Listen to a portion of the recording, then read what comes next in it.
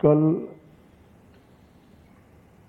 बंगाल विधानसभा 2026 के चुनाव के प्रथम चरण में मतदान के सारे बंगाल के रिकॉर्ड तोड़ते हुए बंगाल की जनता ने अभूतपूर्व उत्साह और जोश के साथ बंगाल में परिवर्तन के लिए वोट डाला है।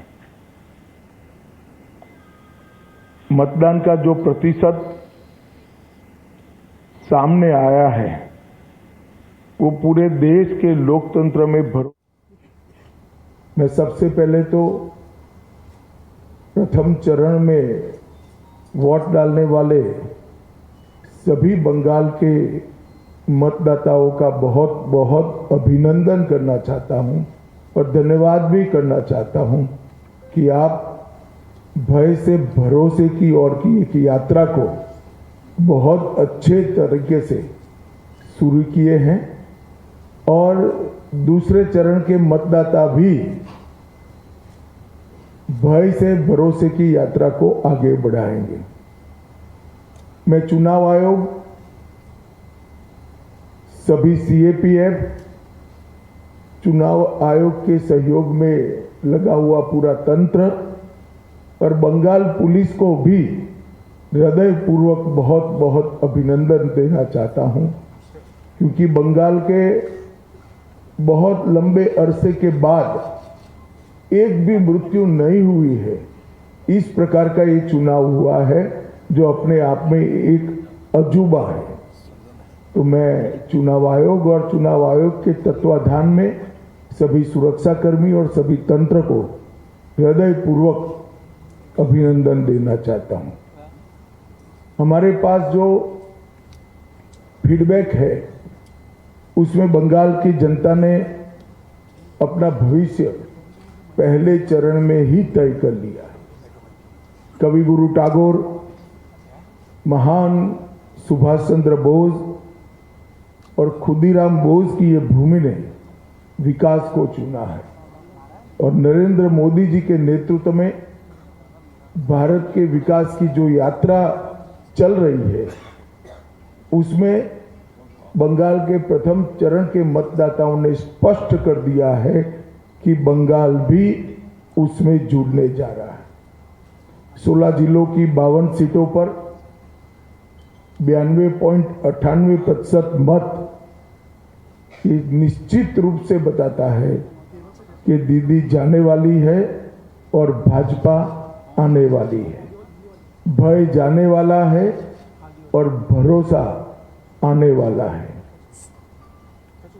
हमने कल देर रात तक हमारे सभी विधानसभा के कार्यकर्ताओं के साथ भारतीय जनता पार्टी बंगाल की टीम ने एक असेसमेंट करा है, जो पोलिंग हुई है ऐसा इसका, और मैं स्पष्ट रूप से आपको बताना चाहता हूं 152 सीटों में से 110 से ज्यादा सीटें भारतीय जनता पार्टी जीतने जा रही है।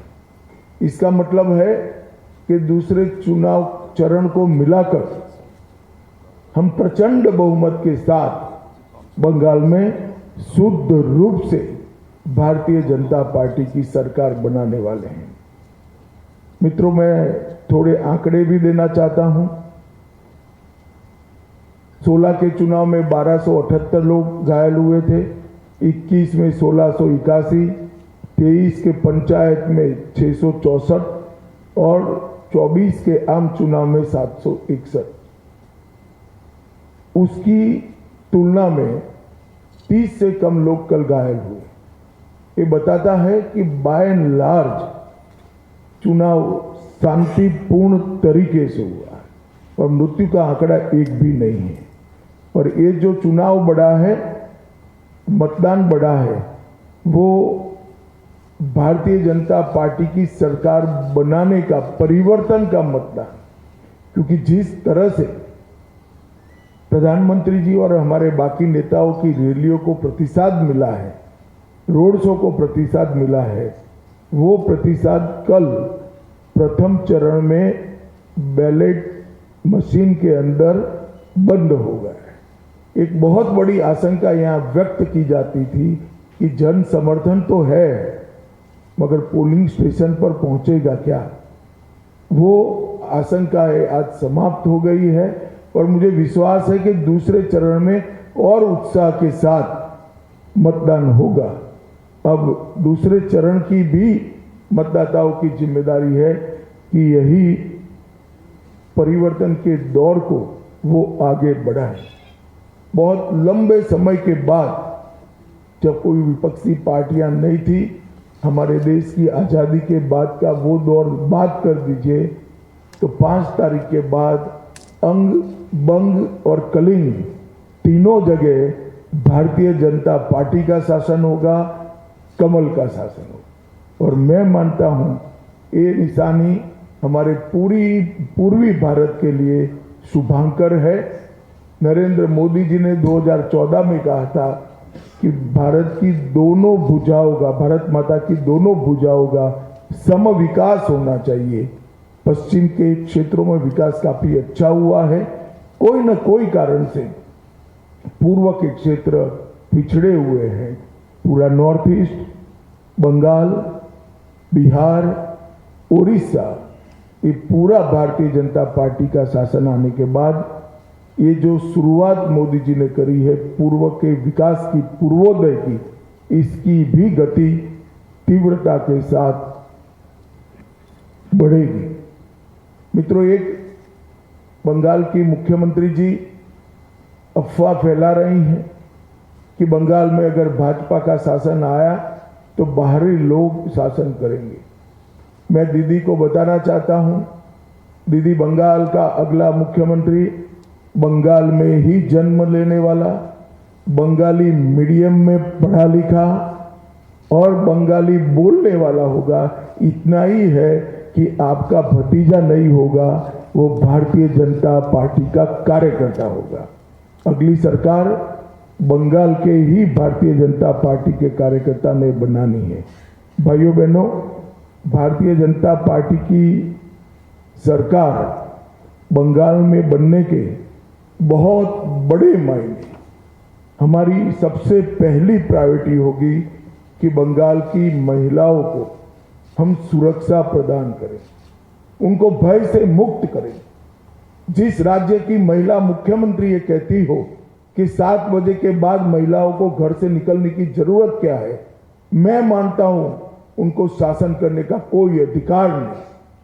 मैं आज बंगाल की माताओं बहनों को आश्वस्त करना चाहता हूं कि 5 तारीख को भारतीय जनता पार्टी की सरकार बनने के बाद रात को 1 बजे भी छोटी सी बच्ची किशोरी स्कूटी लेकर निकलेगी, कोई गुंडा उसके सामने आंख उठाकर नहीं देख पाएगा।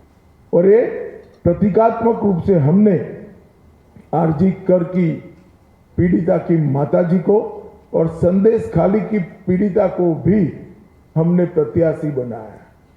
जो बंगाल के टीएमसी के गुंडों की विक्टिम थी, वो असेंबली में बैठकर एक गुंडों के खिलाफ कठोर प्रशासन के नियम बनाने का काम करेगी। मुझे लगता है बहुत बड़ा परिवर्तन आने वाले दिनों में होने वाला है। और दीदी को महिला आरक्षण का विरोध करने का जवाब भी इस चुनाव में बंगाल की मातृशक्ति देगी, इसका मुझे पूरा विश्वास है। मित्रों, आज मैं बाकी सारे जो क्षेत्र बचे हैं उन लोगों को भी कहना चाहता हूं कि भारतीय जनता पार्टी की सरकार बनने के बाद व्यापारियों से कोई भतीजा टैक्स, भाईपो टैक्स नहीं लिया जाएगा। सिंडिकेट को हम समाप्त कर देंगे। जो प्रशासन का राजनीतिकरण हुआ है और राजनीति का क्रिमिनलाइजेशन हुआ है, वो एक प्रकार से नासूर बना हुआ है, उसको भी हम बंगाल की जनता को ये नासूर से मुक्त कराएंगे। बंगाल के अंदर आधुनिक खेती के लिए कोई संगठित प्रयास विगत 50 साल से नहीं हुआ। मां गंगा की कृपा जो कांप को ढोकर लाती है और पानी की उपलब्धता है, इसी के आधार पर यहाँ का किसान खेती करता है। आने वाले दिनों में हमने तय किया है कि किसान की खुशहाली के लिए यहाँ के सारे परंपरागत क्रॉप है, इसके बड़े रिसर्च सेंटर हम यहाँ पर बनाएंगे, चाहे आलू हो, चाहे धान हो, चाहे बंगाल की मालदा की मसूर आम हो, पान हो, इस सभी के लिए इसकी खेती को वैज्ञानिक तरीके से हम आगे बढ़ाएंगे। और एक भ्रष्टाचार प्रस्तापित इंस्टीट्यूशनलाइज करने का काम ममता बनर्जी ने किया। 32 से ज्यादा घोटालों के माध्यम से 10,000 करोड़ से ज्यादा रुपयों का भ्रष्टाचार बंगाल में हुआ है। 10,000 करोड़। हमारी सरकार भ्रष्टाचार मुक्त पारदर्शी शासन तो देगी ही देगी, मगर जिन्होंने भ्रष्टाचार किया है इनके खिलाफ एक श्वेत व्हाइट पेपर जारी कर सारे भ्रष्टाचार के आरोपों की सुप्रीम कोर्ट के रिटायर्ड जज से जांच कराकर भ्रष्टाचारियों को कड़ी से कड़ी सजा दिलाने का काम करेंगे, जिससे आने वाले अनेक सालों तक यहां पर कोई भ्रष्टाचार की करने की हिम्मत न कर पाए। मित्रों, हमने अपील की है कि आप परिवर्तन करिए। बंगाल के मतदाताओं को अपील की है। परिवर्तन का मतलब एमएलए बदलना नहीं है। परिवर्तन का मतलब सरकार चलाने वाली पार्टी बदलना नहीं है। परिवर्तन का मतलब मुख्यमंत्री बनाना नहीं।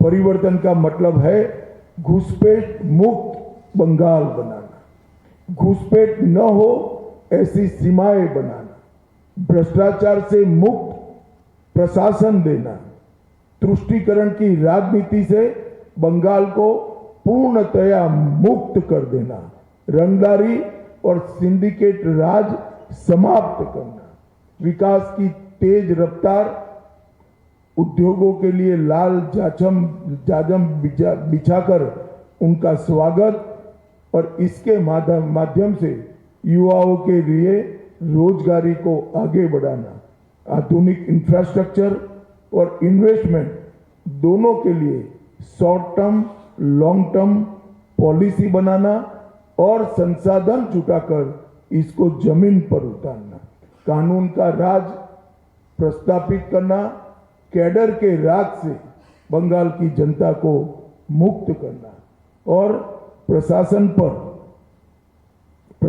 पर राजनीतिक दबाव मुक्त कर देना। मित्रों, हजारों हेक्टर भूमि अनधिकृत एंक्रोचमेंट में है। हम आसाम की तर्ज पर बंगाल में भी अनधिकृत एंक्रोचमेंट पर बहुत बड़ा ड्राइव चलाकर ये जमीन को बंगाल के विकास के लिए हम मुक्त कराने का काम करेंगे। यहाँ पर धार्मिक उत्सवों पर हमले की जो परंपरा बनी है, हम सुनिश्चित करेंगे कि सभी प्रकार के धार्मिक उत्सव, चाहे रामनवमी हो, चाहे सरस्वती पूजा हो, चाहे दुर्गा विसर्जन हो, कोई इस पर हमला न कर पाए, वो सुनिश्चित करेंगे। अंत में मैं बंगाल की जनता को इतना ही कहना चाहता हूं, देश का एक बहुत बड़ा हिस्सा नरेंद्र मोदी जी के नेतृत्व में विकसित भारत की यात्रा में जुड़ चुका है। आपका प्यार, आपका उत्साह, आपका एक प्रकार का भरोसा, ये पूरे प्रचार अभियान में नरेंद्र मोदी जी के लिए सरफेस पर आकर दिखाई पड़ा है और मैं मानता हूं कि भरोसा वोट में कन्वर्ट होकर विजय भारतीय जनता पार्टी की कराएगा। मैं फिर से एक बार दूसरे चरण के सभी मतदाताओं को कहना चाहता हूं, भय मुक्त होकर मतदान करिए, अपनी इच्छा से मतदान करिए और मतदान में रेगिंग न हो, इसकी बहुत अच्छी व्यवस्था चुनाव आयोग ने की है। पुराने चुनाव भूल जाइए, आने वाले बंगाल के सुनहरे भविष्य के लिए हम मतदान करें और भारतीय जनता पार्टी की सरकार बनाएं। और फिर से एक बार अंत में पहले चरण के मतदाताओं का और इलेक्शन कमीशन की अगुवाई में जो सारा तंत्र है उसका बहुत बहुत अभिनंदन, धन्यवाद। तो गृह मंत्री अमित शाह को आप सुन रहे थे। दूसरे चरण से पहले और पहले चरण के बम्पर वोटिंग के बाद उन्होंने पत्रकारों से बातचीत में कई बड़ी बातों का जिक्र करते हुए एक आंकड़ा दिया, 110 सीट भारतीय जनता पार्टी 152 में से जीतेगी।